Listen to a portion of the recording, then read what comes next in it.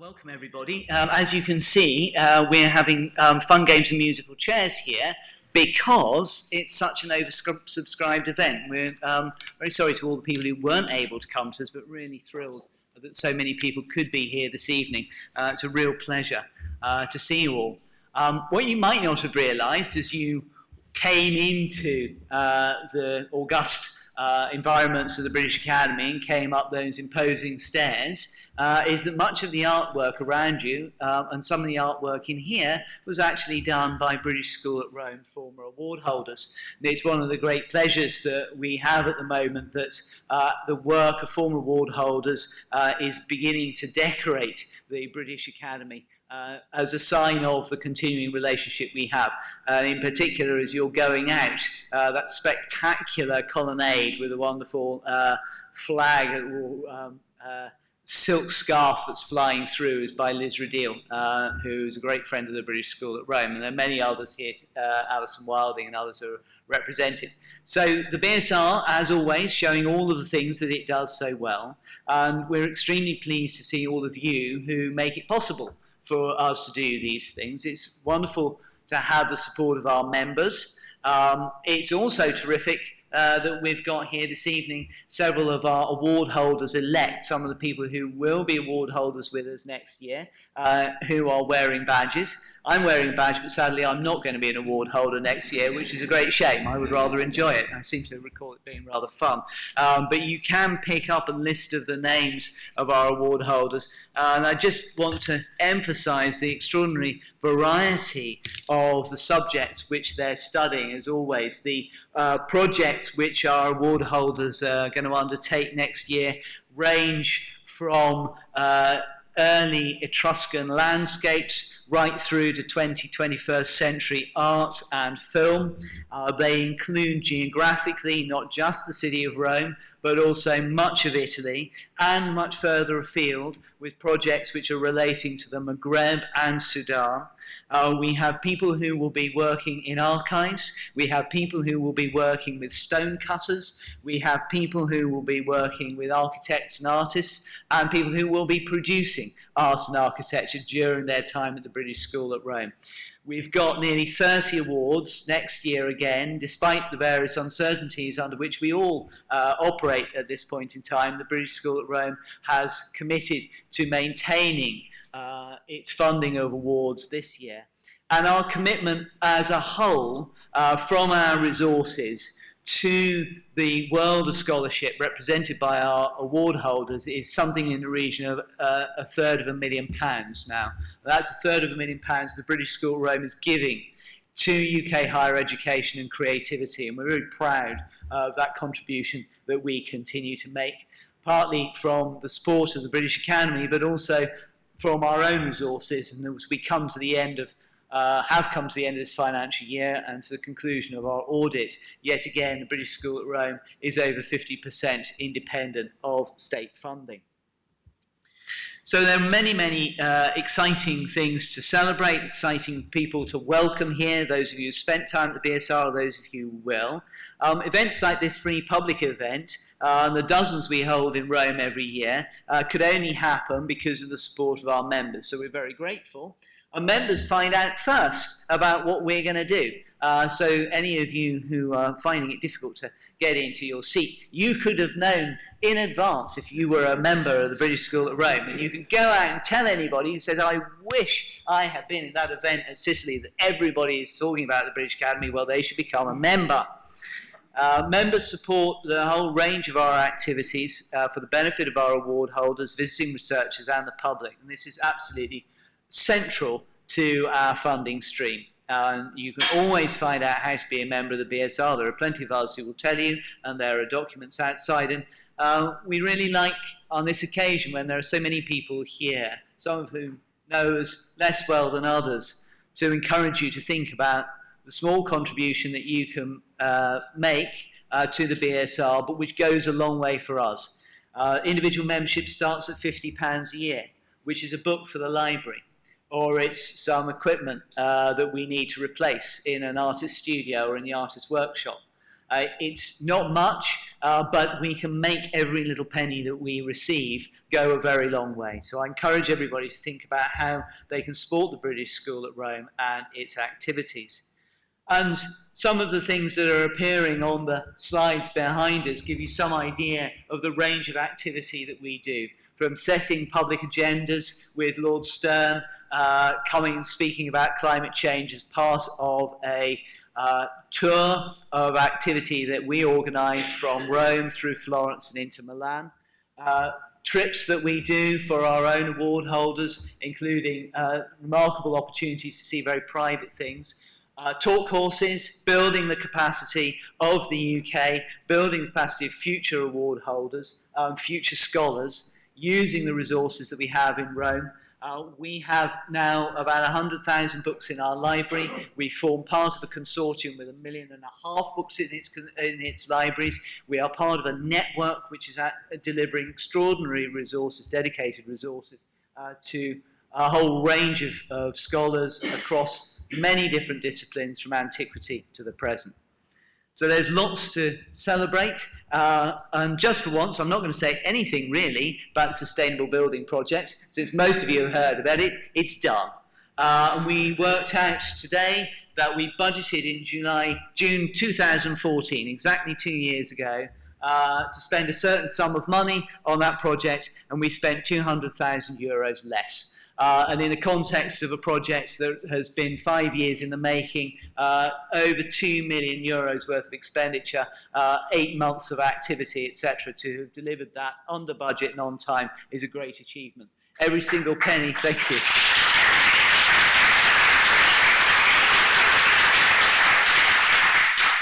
Every single penny that is saved will be reinvested in the future of scholars like the young people who are with us today, new award holders, and the researchers who come back to us time and time again. Now, the British School at Rome is obviously all about Rome, but it's not just about Rome. I indicated to you that our reach stretches right across the Mediterranean. We are the Basis Institute We have an extraordinarily wide range, collaborating with other basis institutes. We cover the entire Mediterranean and far beyond. So it's a really wonderful network which we're creating. And the BSR has prided itself in its extent of activity. But we are also very interested in Italy as a whole. BSR has never confined itself, not even in the days of Thomas Ashby, who basically could not be nailed to the floor hard enough. He was always on his feet and off to another part of the world. Today we're going to focus on Sicily. And we're really thrilled and proud that two institutions, which we have very close relationships with, memorandum of understanding with, who have supported us enormously, and we hope that we've been able to support them, the Ashmolean Museum and the British Museum, have agreed to work with us to present a little of the flavour of this extraordinary time in the study of Sicilian archaeology. Two major exhibitions on simultaneously, one in Oxford, one in London, and a whole range of very exciting reasons to study the island of Sicily. So that is what we're going to present to you this evening. I'll say no more except to thank you all again for your support, which is so valuable. You make the British School at Rome work. So thank you for all you do, and please continue to support us. And with no further ado, I will pass over to Peter, who will get us underway to talk about his exhibition at the British Museum. Peter, thank you.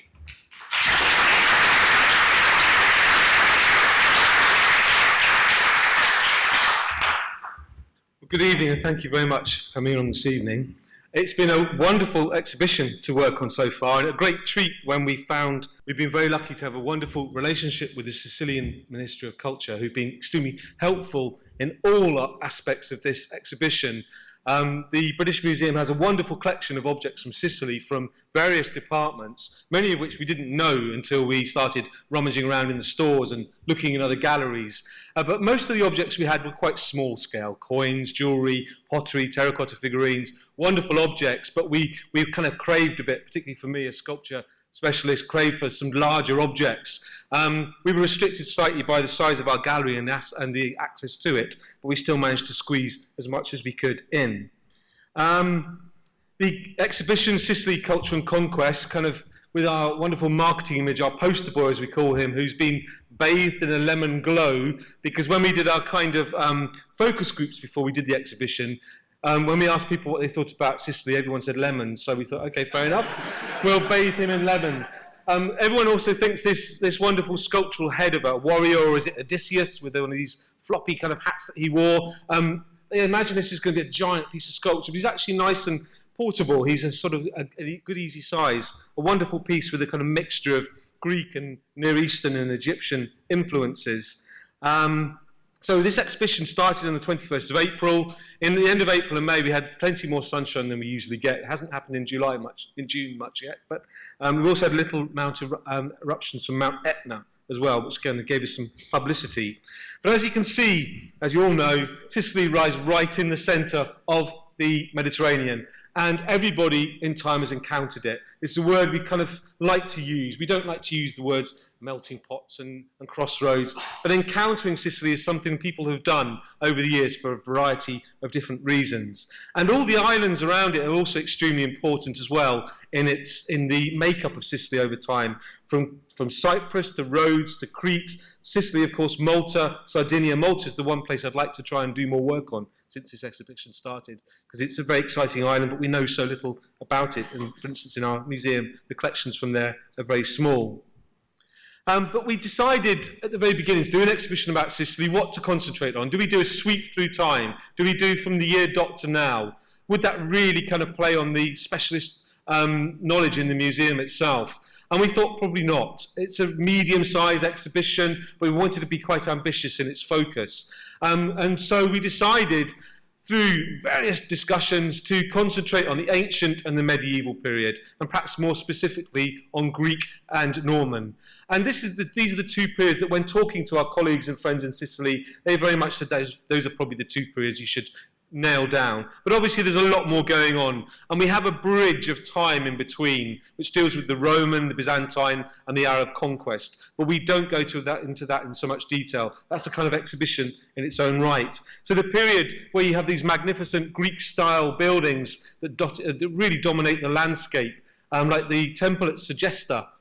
When you go into the exhibition, we start, when you're dealing with a design of two different periods and you want people to realise they're moving through time, we could have one of those weird 70s kind of time tunnels spiralling around. But what we did very cleverly, we had a wonderful in-house designer, and he used colour to help people understand where they were in time.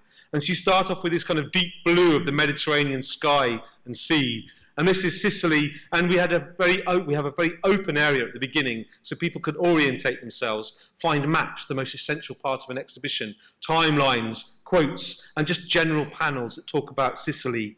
And we have these three things that are very subtly placed forwards in the introduction about fertility, identity, and diversity. But we don't push these things. We don't want to try and push people to kind of think too much about trying to place every object in one of these themes. They're just subtle hints about what they might see. We have a bit of prehistory, and being a classical, particularly a Greek specialist, this exhibition should have moved me forwards more in time. My colleague Dirk Booms, who worked very much on the Roman and later part of the exhibition, was always trying to push me into reading more about the Norman period. And I did, but I actually ended up going back in time more to look at the prehistory of the island, but we had to be focused. I couldn't include many objects from those periods. But we just have a few objects to show that it wasn't the Greeks who civilized the world. There are many different wonderful cultures, sophisticated cultures on islands like Sicily way before the Greeks arrived. So just a few objects to give the impression of the island pre-9th and 8th centuries BC. We move through, we have a small area about prehistory, then something about the tales of the island, the relationship to the stories from Homer and mythology, the relationship with Persephone, and the fact that the Sicilian Greeks kind of appropriated that myth to become their own because of the great fertility of the island. The one great thing about the Greek period in Sicily is that we can borrow many objects. Many of them are detached from the buildings that they came from, many of the large architectural sculptures and decorations, and other material from tombs was relatively easy to borrow. We were over-ambitious at the beginning because we wanted to do a bigger exhibition, but you have to sort of tighten your belts in the end and say to yourself, right, budget and space only allows for you to tell a certain amount of stories.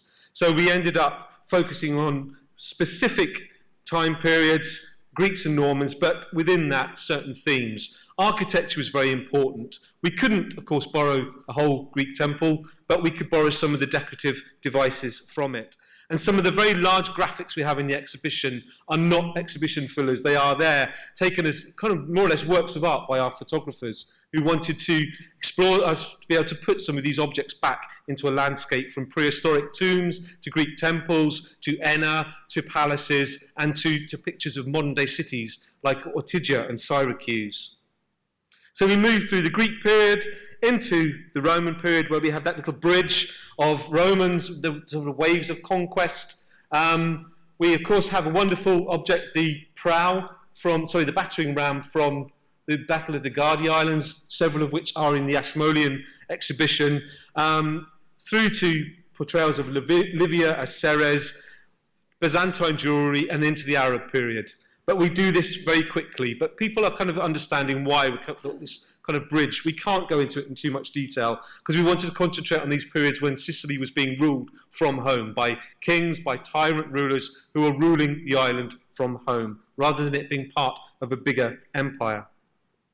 So we move into the Norman period, not very subtly at all. We change from blue to a deep, rich terracotta. The blue is there to show that many of the objects in the Greek period were found outside. The terracotta to show that many of the objects from the Norman period come from the interior of buildings, decorative architecture, and other objects from treasuries. We have wonderful graphics showing the ceiling of the Capella Palatina. You can see we've recreated that. The museum photographers, again, did a wonderful job lying on the floor trying to recreate the Capella Palatina. For the Norman period, it's much more difficult to borrow architectural objects because practically everything is still intact if it hasn't been revamped over time. But during the Baroque period, the cathedral in Palermo, of course, was redeveloped, and we borrowed one mosaic from the cathedral. She's unfortunately gone now because she was double booked. She's so important and so rare and so portable that she's ended up going to Poland, I believe, now. But we've used graphics to help understand the position of mosaics in these Norman buildings. We have woodwork from ceilings, but there are very few of them, and we have the only two that can actually be moved that are presentable. And also some of these wonderful inlaid marble panels from floors and walls and thrones from the various different buildings. And this helps just to evoke the atmosphere of one of these great cathedrals or palaces. And at the very end, we have a section more to do with how science and technology was very much promoted by the Norman rulers, the way that it was science, technology, the arts promoted by the Greek tyrants earlier on in the 6th and 5th centuries BC, down to the 3rd centuries BC. But we didn't want to end with the end of the Norman Sicily. We wanted to move through later in time, and I'll show you some more details of that in a minute. Very much important was this idea of diversity, shown and demonstrated by this wonderful tombstone, the quadrilingual tombstone, that's become a real star of the exhibition. Lots of people have been talking about how somebody in the 11th century AD would be talking to 4 different groups of people through all these languages and putting a very subtle Christian cross in the centre of it. The identity of the island by this kind of Triskeles symbol that you find on the bottom of an 8th century BC locally made Greek-style pot.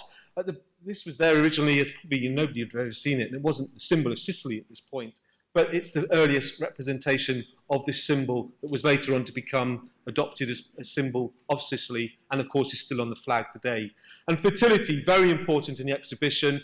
If you go to the exhibition, this was an accidental thing. There's lots of animals. And we seem to have got bulls and cattle and all kinds of animals in the various different periods. And that was accidental, but it just shows how reliant people over time have been on Sicily, its landscape, exploiting the landscape, raising livestock, textiles and things like that. They're very difficult to see in the archaeological record. But the fertility of the soil and the cult of fertility goddesses, particularly Demeter and Persephone, but also ones that arise from earlier peoples on the island, extremely important. And there's some amazing objects like this wonderful terracotta altar from Gela, and it's the first time this has left Sicily. Also, the different people, it's sometimes very hard to show the famous names, particularly from antiquity. these wonderful tyrants that we hear so much about in later tradition, often associating tyrants with extreme and barbaric cruelty, don't really appear in portrait form. We know there were some portraits of them, portrait panels and painting, that great lost art from the ancient world, but we have only in the 3rd century BC images of Hiram II and his wife Philistis, the first female ruler to appear on any coins, and very much in the tradition and style of the Ptolemaic dynasties. They appear, but they only really appear at the end of the Greek period. And we have, of course, Roger II showing himself off in various guises to suit the occasion and to suit the people that he was talking to. And this wonderful, he's much more handsome in real life than he's, oh, sorry, just whizzed through there. Much more handsome, whizzed through a lot there, in real life than he appears in this very large, overgrown bust that I'd like to perhaps put next to the head of Augustus from Meroe, who I think is actually in Australia at the moment. But the two of them together would have looked spectacular in just showing how, during Frederick II's time, he was really trying to revive that Roman image of power, trying to save, trying to unite the world around him. And we end with him. He really deserves an exhibition of his own because he involves much more than just Sicily itself. But people were a challenge, as was history, and some of these terrible things these tyrants did. The wonderful brazen bull that was commissioned by the first tyrant of Akragas and engineered, into the form of this hideous bull into which you put your victims and roast them alive. The Greeks showed all kinds of hideous things in their art, but fortunately they didn't show some of these terrible torture and execution devices that are put upon these Sicilian tyrants by later tradition. But later art often shows them, but we didn't want to fill the exhibition with Renaissance and later pictures showing these. So these are really just for your enjoyment before dinner in the evening. But people like to talk about them in talks. People like Al-Idrisi, this is just an imaginary portrait of the wonderful Arab traveller and cartographer. He only appears in later art, just showing him basically as a stereotypical Arab. It's not very flattering, nothing like he'd be like at all. Archimedes doesn't appear in any definite ancient bust, but here he is just in his bar shouting Eureka. And here's his boat, the Syracusia, the boat that connects Sicily with the Ptolemaic world. And I'm going to plug our other exhibition at the moment, the Sunken Cities one, about the Ptolemaic rulers in Egypt, because it's very much whether this tradition of doing things on a grander and bigger scale than anybody else. And of course the Syracusia, the boat that was commissioned and supposedly built by Archimedes for Hiram II, as a kind of huge propaganda exercise across the Mediterranean, has these Telemon-style figures that you see in many Greek buildings on Sicily.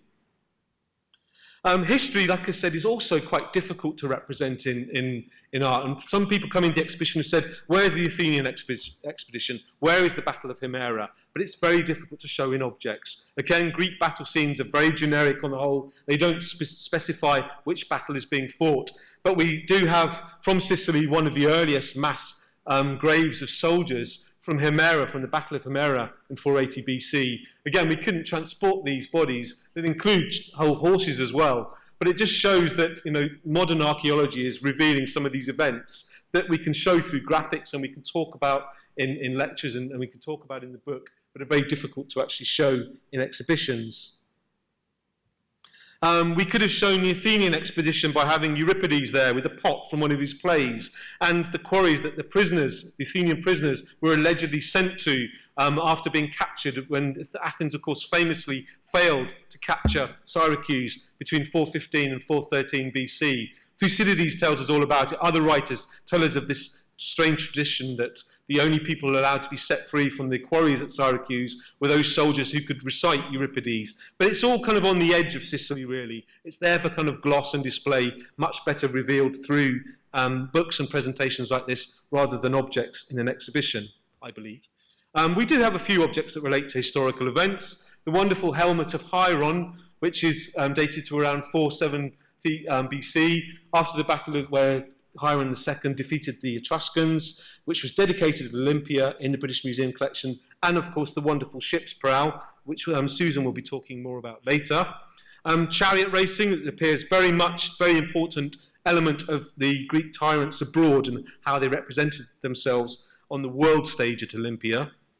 Temples, like I said, we couldn't bring them over, but the Sicilian Ministry of Tourism kept saying, put lots of pretty pictures of temples in all of your talks and we'll lend you those objects. It wasn't quite like that. But we do have architectural sculpture, which you'll see when you visit the exhibition. Wonderful gorgons, temple models, horses, and terracotta revetments. We couldn't borrow, unfortunately, the Selinunte metopes still on the walls at Palermo Museum, but we did borrow some of the smaller, more portable items. From the Byzantine period, wonderful scenes of landscape, animals, and this wonderful combination of kind of Arab and Islamic, Byzantine, and Romanesque features. Graphics that help to understand the landscape and the mixture of different elements. And lots of pretty pictures, of course, of the interiors of the buildings at Monreale, Cefalù, and the Cappella Palatina in Palermo. The mosaic, unfortunately, is the one that's just disappeared from our walls, but if you go to Warsaw, you'll be able to see her. I know I've got to hurry up a bit now. Lots of graphics just to show you and to encourage you, if you haven't been to Sicily, I'm sure many of you have, to go there and visit, because these graphics don't really do it justice. And some of the portable objects that show the different styles, the Egyptian style wooden ceilings. I had to skip through the Romans a bit. We didn't have a big section on the Romans, and we didn't have a mosaic because none of them can travel, of course. They're still in the ground of these wonderful villas. Phoenicians aren't represented as much as we'd like, and that's purely, I shouldn't say it really, it's a kind of cost thing. We couldn't borrow from every museum we wanted to, and the island of Mottia was the best place to borrow these from. But we made do with another mask from Sardinia in this style that represents the Phoenicians. And the end of it basically just showing the two ranges of time from 2000 BC, this wonderful grave tomb door from Castelluccio, and a painting by Damascena to show how Sicily moved into the Renaissance gradually. This is where I end, but thank you very much for listening. Sorry if I've gone over time and with all the lights going on and off, but I hope it's given you an appetite to go and visit the exhibition. Thank you.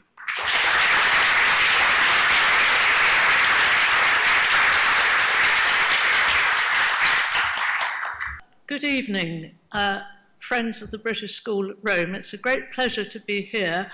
I'm actually representing my successor as Sackler Keeper of Antiquities, Paul Roberts, who was unavoidably detained by the opening of an exhibition in Oxford this evening.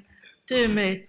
Obviously, it's much more important to be here, and it's great to see so many of you with us. I have to tell you, though, it is worth making the trip up the M40 or on the train to Oxford to see this exhibition where even the ballast looks stunning. I'm quoting from the Times Review of last Friday.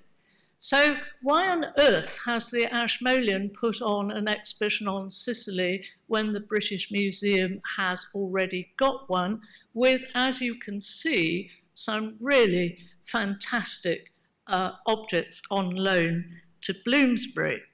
Well, the Ashmolean is looking at Sicily from a different perspective, offering a kaleidoscope of the island's history as seen from the seas, the seas surrounding Sicily, which now form a vast underwater museum.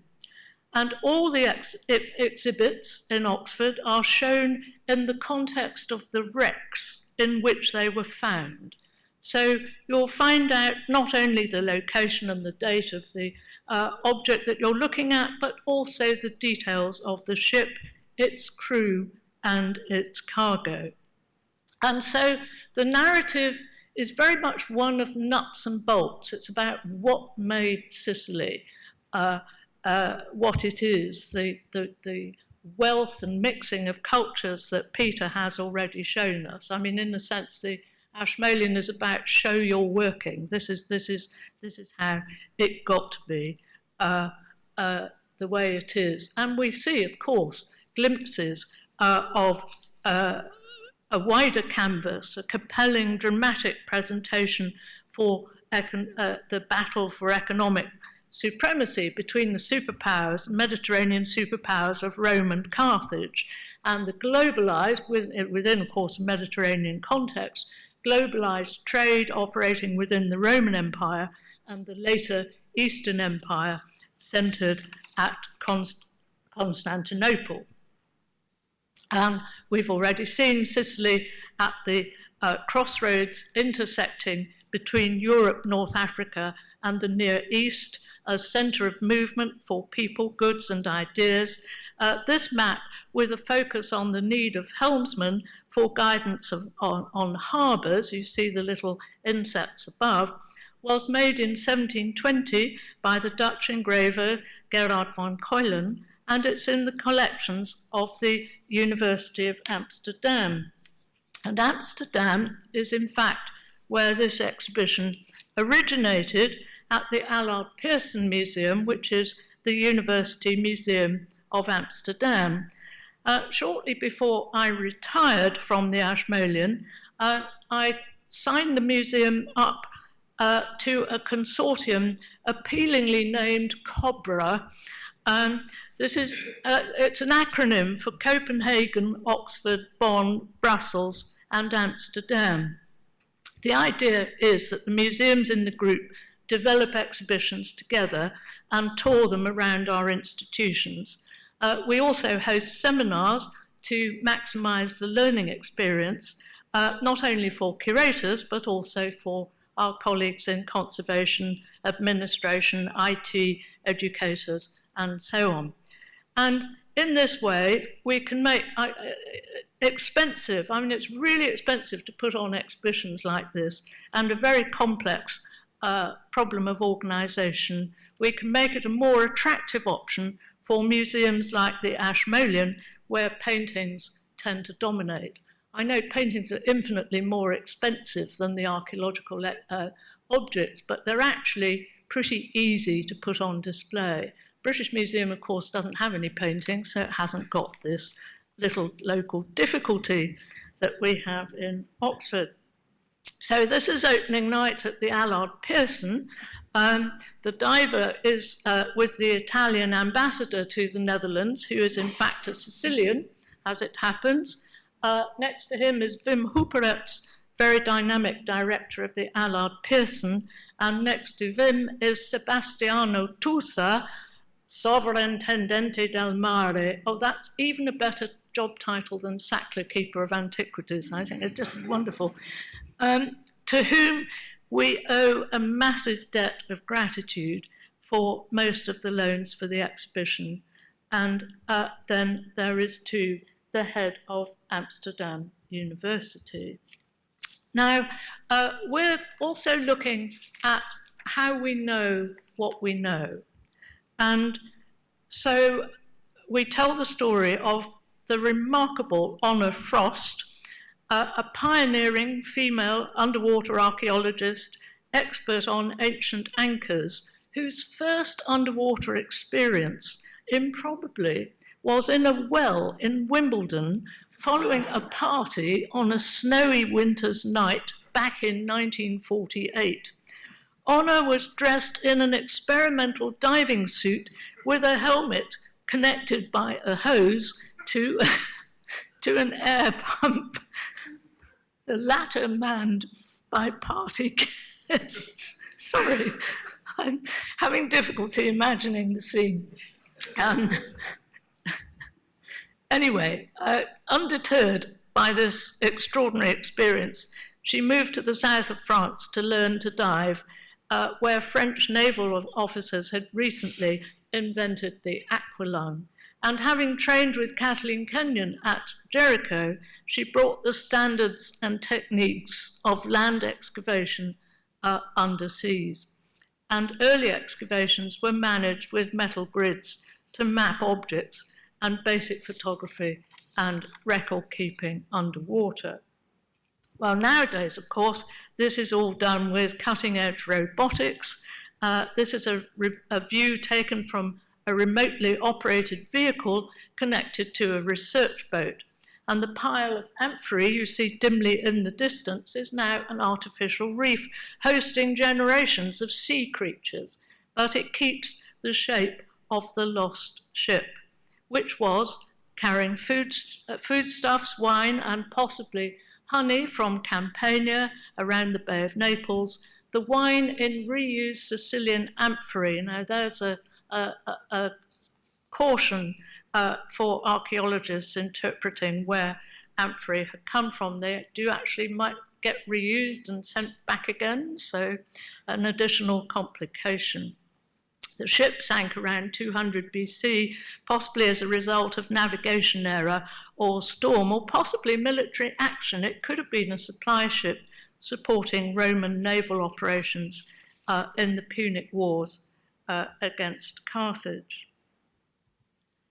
Relief, a cast bronze statue of extremely contested date and interpretation, some 36 centimetres high, Phoenician Egyptian god of storms and war, so he's a very good fit for the Oxford exhibition.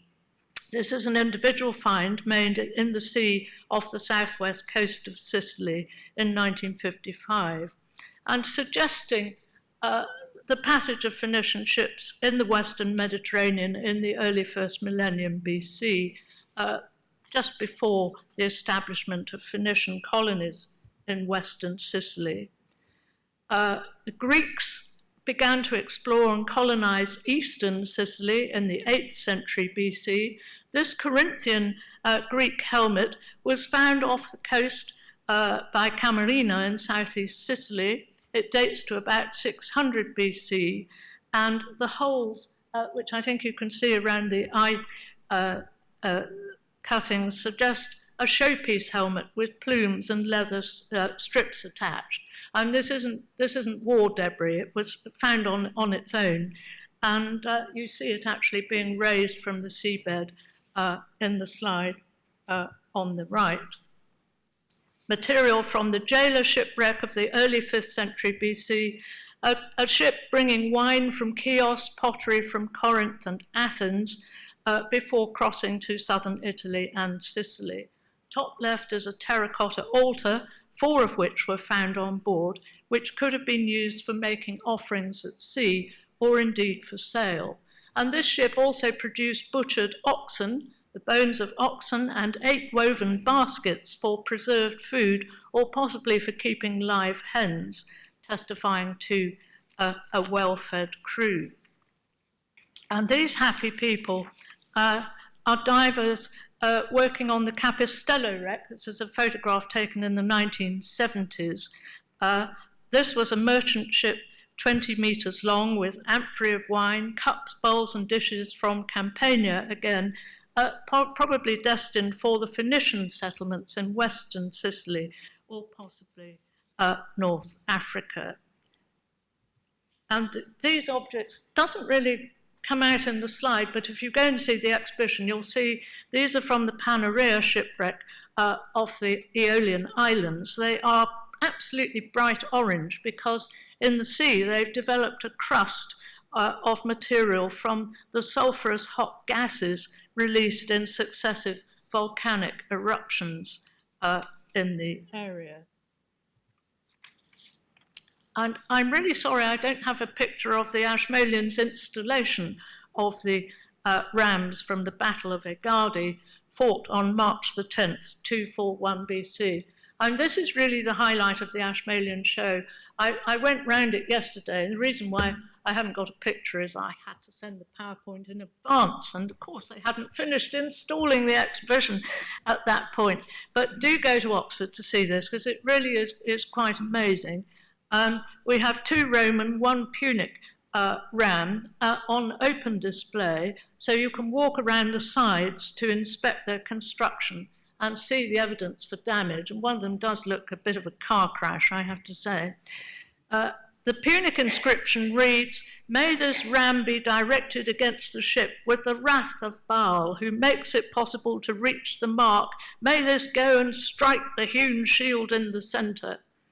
The Roman rams say, "Marcus Publicius, son of Lucius Gaius, Cabirius, son of Tiberius, quaestors, approved this ram." Yes. Well, the other great feature of the Oxford display is that we partnered with a company called Creative Assembly that makes what I'm told is the incredibly popular Total War video game. I've never played a Total War video game, so I can't personally attest to it, but I can say that used in this way, in conjunction with these rams, it's absolutely gripping. And there were lots of people, mostly men, I have to say, who just gasping in front of this display yesterday. It was really spectacular. A few objects just to illustrate, as it were, the Pax Romana and the increase in movement, not simply, as we've already seen, of foodstuffs, wine and drinking sets, but also art objects. A very spectacular sculpture of a heroized warrior about to take his sword from his sheath. And what's really remarkable about this piece is that it was half buried. I mean, it's like a sort of before and after picture. It's half buried in the silty seabed. And so one side, the right side, is very well preserved, but the exposed parts have been worn away by sand and eaten by mollusks. And it's a very striking sea story in that respect. Remarkably well preserved table support fished out of Catania harbour, an unlikely canvas for a dramatic story of Hercules crushing the giant Antaeus, another piece surely destined for a grand Roman house.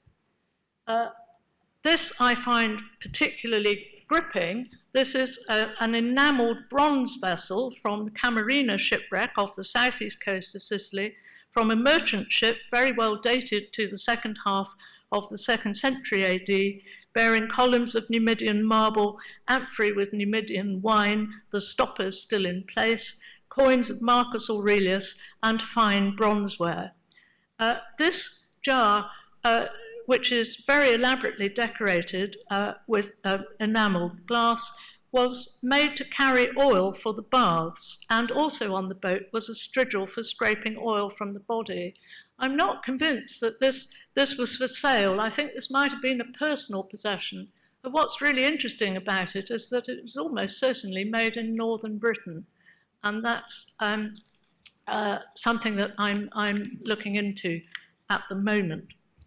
Apart from that, I have a particular fondness for the back of this elephant's rear foot. A bronze piece found off the coast of Marsala in 1999 by the trawler Capitan Ciccio. The skin has been rendered in astonishing detail on this life-size bronze. Imagine the size of it. Probably made in the 3rd century BC. The fishermen claim that the rest of the elephant is still there in the sea. It must have stood on a stone base in a public place where it was often touched, because it's very worn from having been touched. And there's a little collar of bronze at the bottom of the foot, which secured it to a base. And then this is the ballast that is so stunning. These are 4 of 6 slightly over life-size limestone portrait heads that were once set into statues, apparently representing members of a family. And though they do look a bit grotesque in close-up, they were actually designed to be seen from afar and from below. You have to imagine them being inserted into large statues, which are probably set in a family mausoleum built in the 2nd quarter of the 1st century AD. I think the local, stone most likely comes from Syracuse, and alas for these Roman grandees, their portraits came to be used as ballast and were recovered from Syracuse harbour. Church pieces from the Marzamemi wreck found in the 1960s, stored in a quarry in Syracuse, and dating to the 6th century AD. This furniture was shipped from Constantinople on a navis lapidarius, flat packed in a sense for assembly, probably in a site in northern Africa. The architectural orders made a Prochnesian marble from the Sea of Marmara, and an ambo, a double pulpit, from Thessalian marble from central Greece. but the whole lot seems to have been shipped to Constantinople for prefabrication before export. I got some mileage by suggesting this was a sort of ancient IKEA flat pack story. This is an example of a restored church in Libya at Alatrun with similar furniture in it. And here's another view with a digital reconstruction of the church, which appears in the exhibition, along with some very fine bronze church furniture from another wreck at Plemario near Syracuse. I end with a rather beautiful situla bearing a verse from the Quran, punched in pseudo-Kufic script from an Arab Norman shipwreck off the coast of Marsala. This was once decorated, its handle with inlaid stones, dates to the 13th century.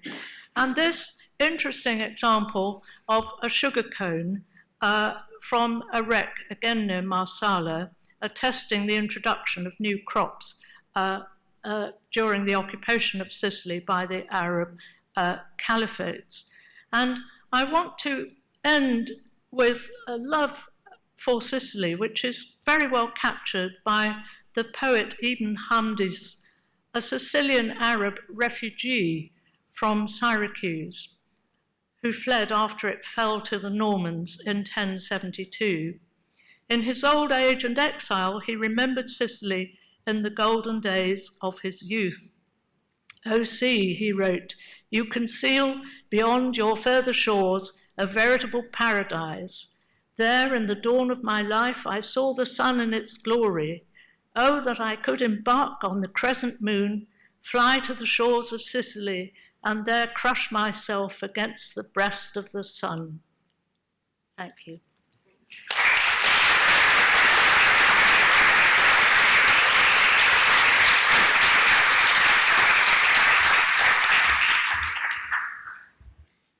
What we're going to do now, a bit of a lick, is just to indicate some of the new things which the British School at Rome is involved with in Sicily, new archaeology, which is underpinning the kind of discoveries which will be in the next generation of shows on Sicily in 30 years' time.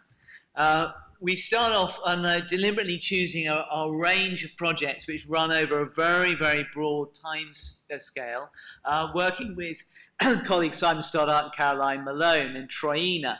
And this is going right the way back in this rather wonderful upland area to look at the kinds of landscape, the sorts of activities that could be seen, could be explored and could be developed in a very, very early phase before anything that we've heard so far. So we're looking at a Chalcolithic house from the 4th to the 3rd millennium BC, and looking at the way that this house can actually be used, this is a very sensitive keyboard, isn't it? Various ways, through straightforward survey, through to more elaborate reconstructions, straightforward excavation, and then eventual reconstruction to see how this house might have worked within a Bronze Age setting. And then, as so often, both with work of Caroline and Simon, who are themselves also working with us at Malta, another interesting site, bring this back into a museum display. Turning from the Chalcolithic to the Archaic to Classical period, we've been working with the Swedish Institute in Rome in a site called Francavilla di Sicilia. You see the enormous style, which I put there, which gives you just an indication. It's inland from Taormina, and it's a fascinating site, nestling down at the foot of the hill, so a completely different landscape settlement, and beautiful place to work, of course.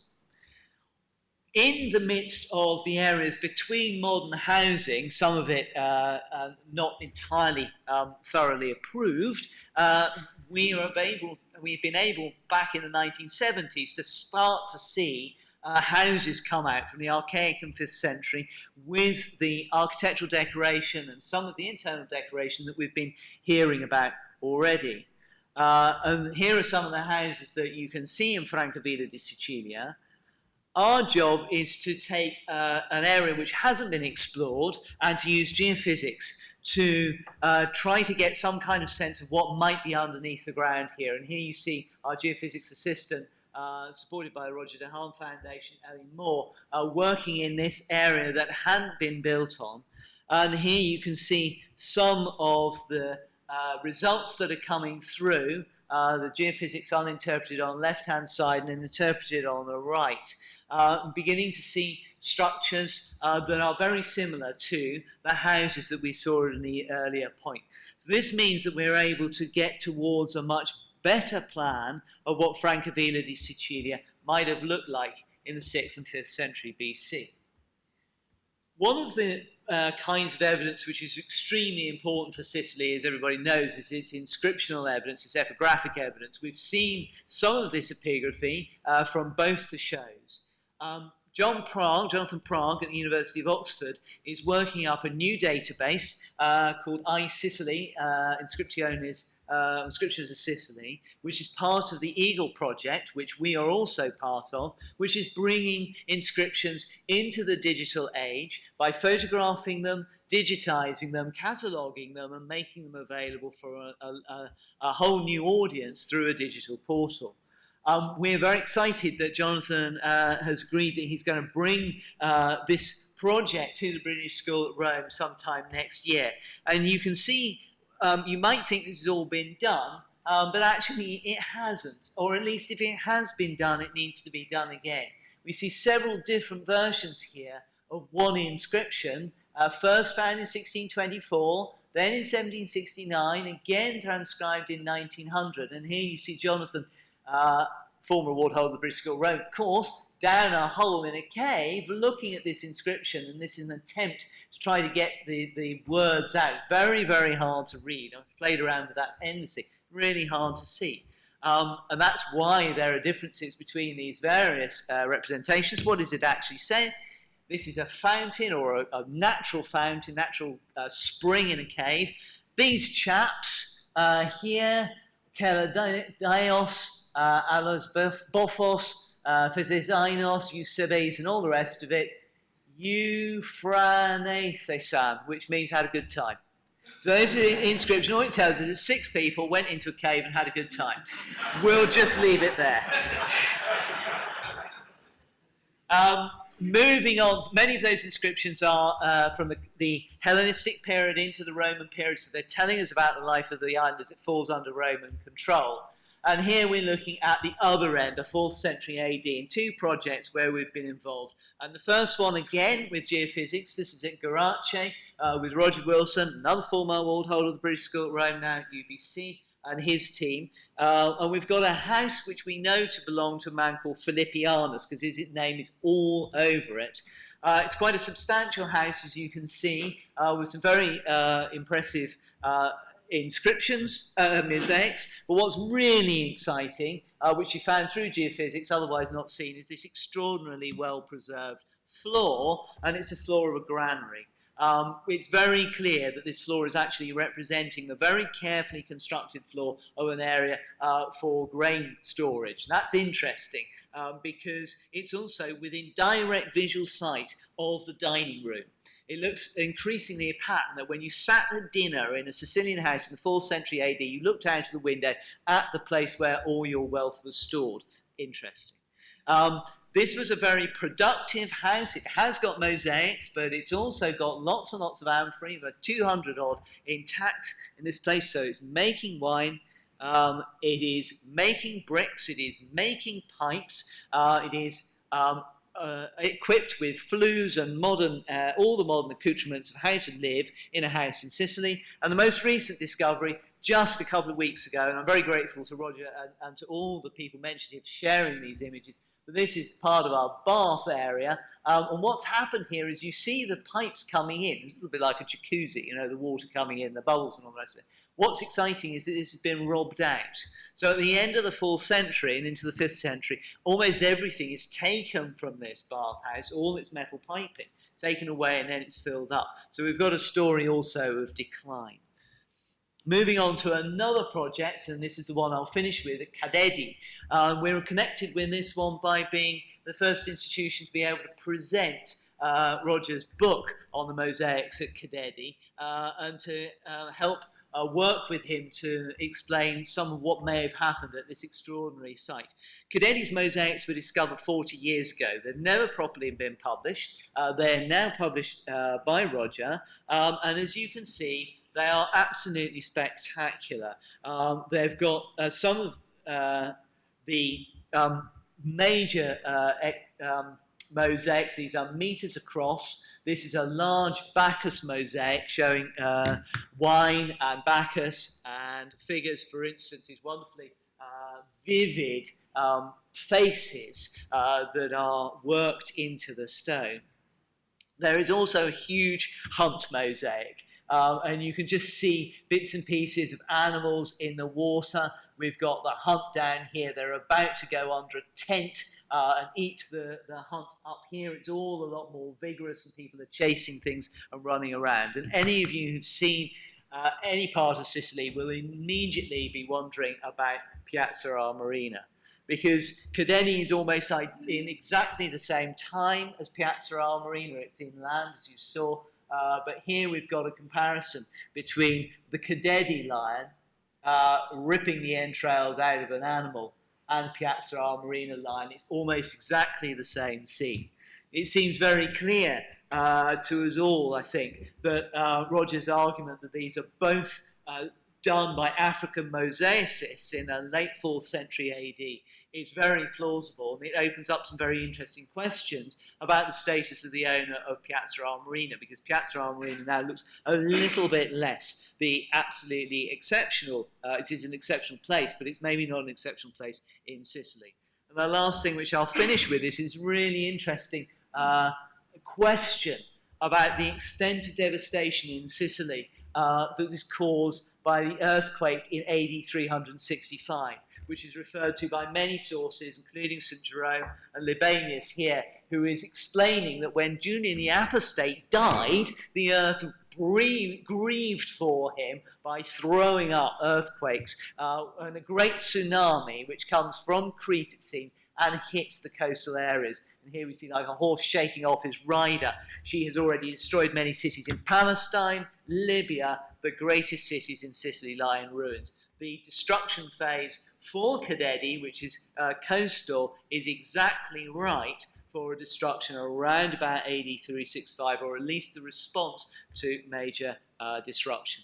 So there's 4 projects from the Chalcolithic through to the end of the Roman Empire, in which the British School at Rome has been pleased to participate. What we're now going to do, shall I move to the next slide? Okay. So, Lesley, we've been talking lots about islands here, and islands are incredibly special places. We see this all the way from Indonesia through the Caribbean into the Mediterranean. Is there something about Sicily which makes it a particularly special island in all these special islands? I think there most certainly is. And in fact, it was exactly from a conversation about islands that have been of global significance that we had the idea of doing our Sicily exhibition. And I must just say how lucky we are to have 2 coincidental, but what wonderful serendipity to have the 2 exhibitions running concurrently, coming from rather a different point of view. So yes, we were thinking globally about islands as the island as nexus, as hub. I won't say melting pot because Peter says he disapproves of it. And Sicily came instantly to mind in that context. The idea of doing any exhibition about an island is just wonderful for the visitor, I think, because you always know where you are. You could almost do a sort of auger call through history and bring up all the layers, but the visitor is absolutely certain, at least geographically, where they are. Then the trick is to make it clear chronologically where they are too. Sicily has such a complicatedly layered history that, as Peter's explained, we did have to focus in. And as one of the reviews of our exhibition said, how extraordinary to think of Sicily as a superpower in the 2 periods that we were talking about. Why is Sicily special? Well, I was going to rather pick up on the theme that Susan touched upon, those wonderful poems by the Arab Sicilian poets who were exiles, as it were, from the land of their youth, some of the extraordinary things that they said about the island. And that's why I've got notes, not because I need notes for a conversation with you, Christopher, but I just wanted to just quickly say a couple of them. Really, I think D.H. Lawrence picks up where the Arab poets leave off. Anyone who's once known this land can never quite be free from the nostalgia for it.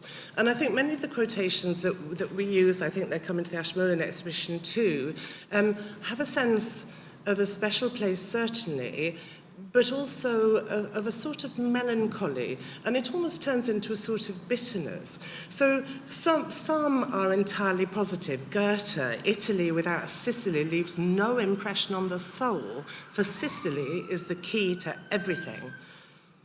And Guy de Maupassant, equally positive, Sicily is simply a landscape, but it's a landscape in which one finds absolutely everything which on this earth seems to have been made to seduce the eyes, the soul, and the imagination. So the sense of landscape, the sense of place, comes across very strongly, and I think it's only really in the 20th century that you start to get some of the sense of a slight sort of bitterness. Luigi Pirandello, the playwright who was himself Sicilian, writing in 1913, poor island, treated as conquered territory, poor islanders treated as savages who must first be civilized. You see what I mean about bitterness. And then the whole of possibly the most famous Sicilian novel, The Leopard, by Tommaso de Lampedusa, 1958, but it's a historical novel. And it's interesting what he says. For over 25 centuries, we've been bearing the weight of superb and heterogeneous civilizations, all from outside, none made by ourselves, none that we could call our own. Monuments of the past, magnificent, yet incomprehensible, because not made by us, and standing round us like lovely mute ghosts. And so I do think that you start to get this sense of a magical island, a place that affects everybody. I think people who come to visit the exhibitions often know it because they have been, or I hope will now be going on holiday, but it has something of an extraordinary draw. And sorry, I mustn't go on too long, I know, but I just wanted to show you, to lighten the mood a little bit. As Peter remarked, we do focus groups before we put exhibitions on, and we have a very strong sense that people go to exhibitions very particularly if they know a little bit about the subject matter, about the place, but they want to find out more. And when we did the focus groups for this show, people knew about lemons, as you said, they knew about beaches, and of course, and now Susan, if you wouldn't mind pressing, I'll just show you this slide. The other thing that of course they think about, because of the Godfather or what have you, is the mafia connection. Young British artist, very good. So, you're meant to laugh at this, it's supposed to be quite a funny cartoon. But it is, of course, I'm actually quite pleased that you don't laugh at it, because it is, of course, a shocking stereotype. And this cartoon was published in Private Eye in the Young British Artist series, exactly the week that we were doing the Sicily installation in the British Museum, with all the Sicilian colleagues beavering away and working hard to get the exhibition ready. I bought it, I had the actual copy of the magazine, and I stuffed it in my handbag to show the curators, but I didn't want to show it to them in company with the Sicilian colleagues, because I thought they might be offended. But anyway, at the end of a long, hard week, we went out for a celebratory glass of Prosecco, because we'd done the hard work, and I did dare to show it to them after a couple of jokes. And I'm very pleased to say that they said, oh, pshaw, don't worry, we know about this, of course we do. And then they all nipped out to the newsagent to buy their personal copy of Private Eye to take home as a souvenir, because I said it means you're very au vent if you're in a satirical magazine, and they sort of quite like that way of looking at it. So they weren't worried about the stereotype, and we essentially decided just not to talk about that sort of thing at all, by virtue of keeping our exhibition sort of firmly in the past. So actually, the cartoonist is entirely right. We wanted to join in with losing the more recent associations of Sicily and going back to the glory days, as it were. I think one interesting thing about Sicily as an island is that it's been it's been continuously innovating, responding, and as you say, a powerhouse, which not all islands are. I mean, some islands do get rather isolated and have one moment. Malta's a fascinating, doesn't have quite that same run that goes all the way through. Its Roman face, for instance, is quite thin. So there's really interesting comparisons. But this richness that Sicily has, it seems to me that the curatorial choices that have been made between the two institutions have really succeeded in bringing this out. It is a pair, whether you planned it as such or not. And that seems to have been brought out. Yeah, so we kind of didn't plan it. Yeah, exactly. But as I say, it's a really, really happy coincidence. And I think diversity was one of the themes that we wanted to explore. And it was interesting, you know, because one of the reviews said, in our coverage of Norman Sicily and the diversity, they said there's a whiff of evangelism about this show. And I was sort of rather horrified by that, because that wasn't quite what we were trying to do. We were trying to say, yes, Roger II's court was incredibly diverse, multilingual, but we hoped, didn't we, Peter, that we'd made it clear that this was an elite court setup. We weren't trying to paint some sort of unrealistic paradise. But yes, I mean, for me in these exhibitions, diversity, again, it's something to do with words. And the quadrilingual tombstone that Peter showed with the Greek, Latin, Arabic and Judeo-Arabic is one fabulous example of that. But in our exhibition, there's also a lovely small marble inscription, which is written in Greek and in Latin. And it actually says, inscription carving done here. It's an advert for the stoneworker. But what's blissful is that apparently, Jonathan Prag will be able to explain this to me in more detail, I'm sure, there are peculiarities and mistakes in both the Latin and the Greek. So he's saying, come here to have your inscriptions carved, but obviously he can't quite guarantee that they'll be carved with perfect grammar. And that may be because he was a Punic speaker and wasn't brought up speaking either Latin or Greek. So it's a fabulous multilingual object. I love it. And you're both are using a lot of photographs, which I think is really interesting to get over the problem that you can't actually pick up Selinus and plunk it in either place. And that's clearly a very interesting curatorial choice, but gives immersive experiences in museums again.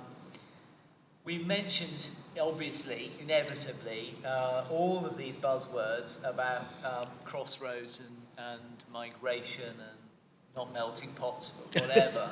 And I guess we touched a little bit on the contemporary history of Sicily, but what Sicily, in some ways, is known for now is being absolutely in the front line as we all of us look at the Mediterranean as a place of movement and migration. And I was just wondering, really, last question, about the responsibility of museums to reflect that. I mean, Sicily is, the problem of the mafia issue is that it is such a stereotype. It requires an awful lot of work to actually to get to that. The migration, seems to me, is something which we do have to touch upon because it's part of the story of Sicily's greatness. It's actually part of why Sicily works. But it's also now part of the reason why Sicily is dangerous and problematic and worrying from a certain point of view. And I was wondering how you've both gone around dealing with the museum's responsibility to face up to migration as a contemporary challenge in the context of a backward-looking exhibition. Yes, and I know Susan will want to say something about this too.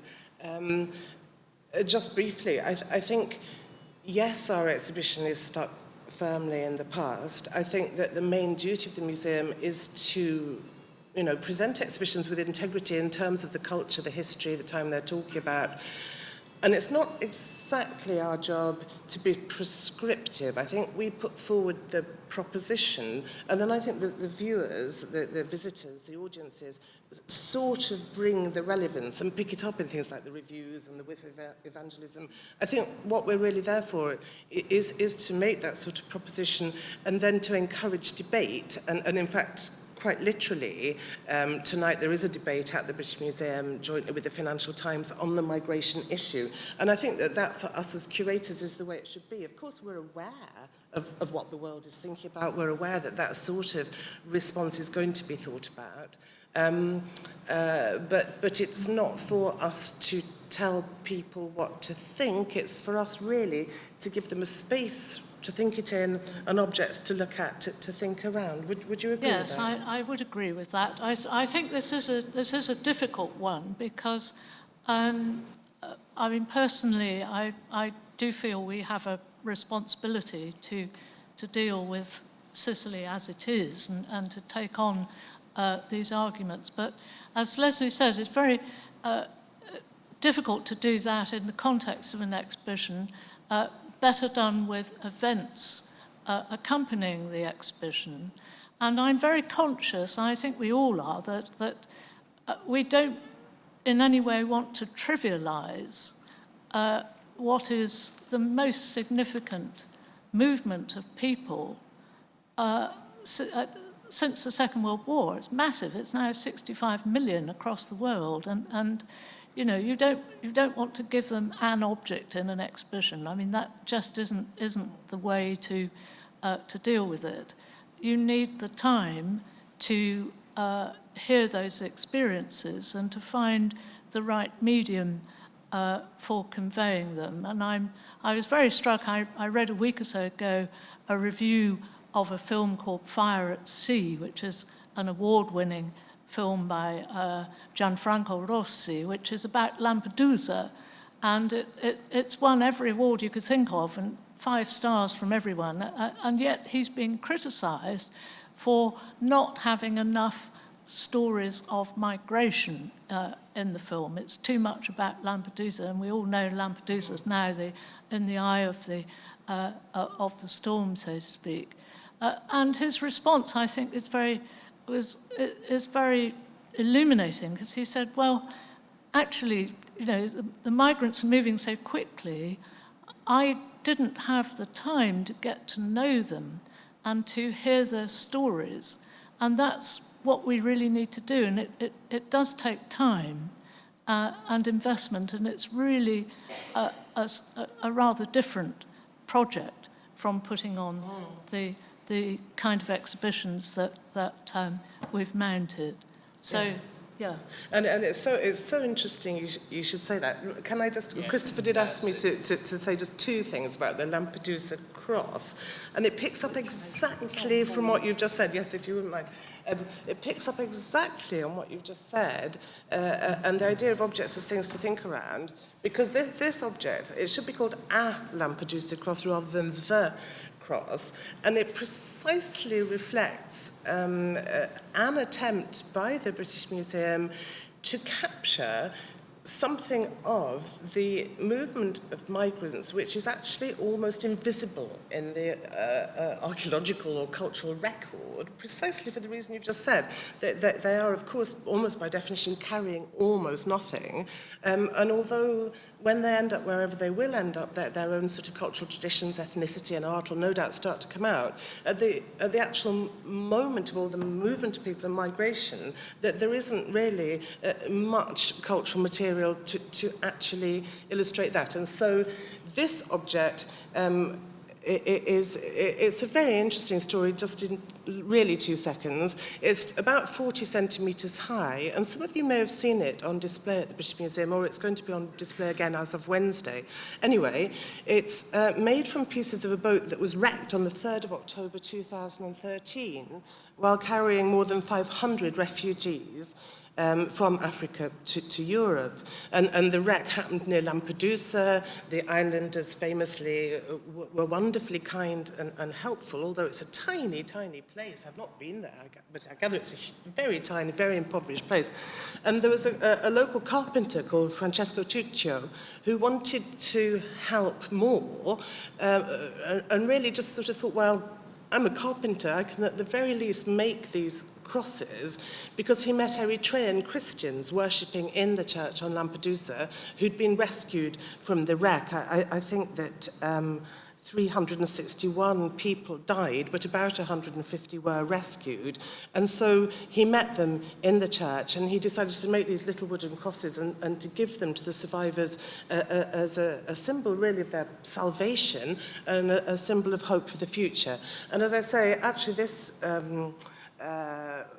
example was commissioned by the British Museum. The Pope had asked Tuccio to make one for a service in commemoration of this tragedy that he held, and then the museum also asked him, and he was delighted to do it, and apparently really very surprised to be commissioned to do that. But it was just an attempt to somehow, we've been talking all the time about objects, and objects of the medium for telling these important stories, and so this really was the museum's attempt to capture something around which that narrative could be clustered, really.